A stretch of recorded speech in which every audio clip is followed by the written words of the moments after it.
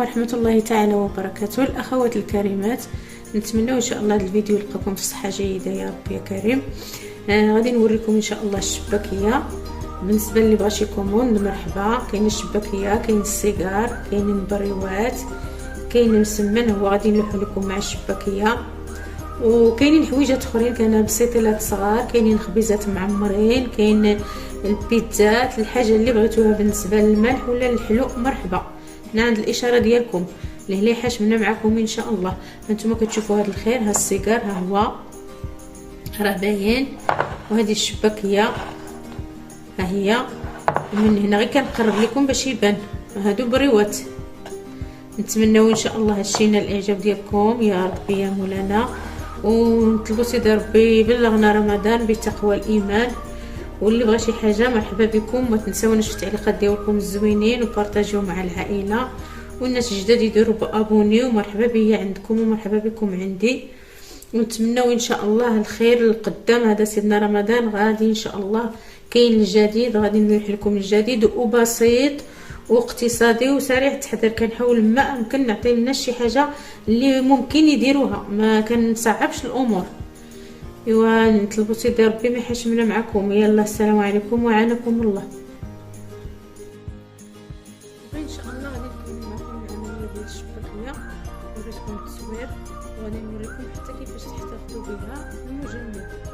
حاجه بسيطه، كنجيبوا ميكا نقيه جديده وكنقطعوها على حسب لابوط اللي عندنا، لان هاد السته بغينا باش نصاوبها هنايا.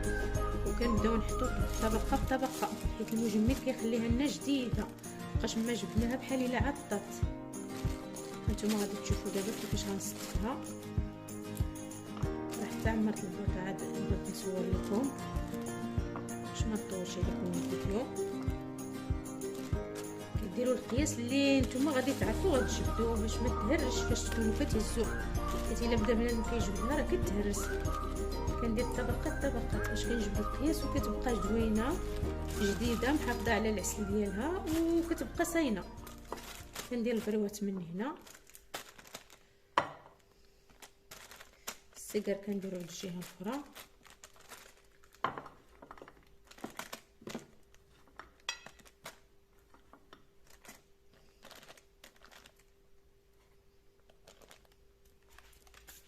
كنشدو كنزيدو شويه د الجنجلان بالنسبه للبلايص اللي ما وصلهمش، حيت هو اللي كيكمل هذا الديكور ديالها.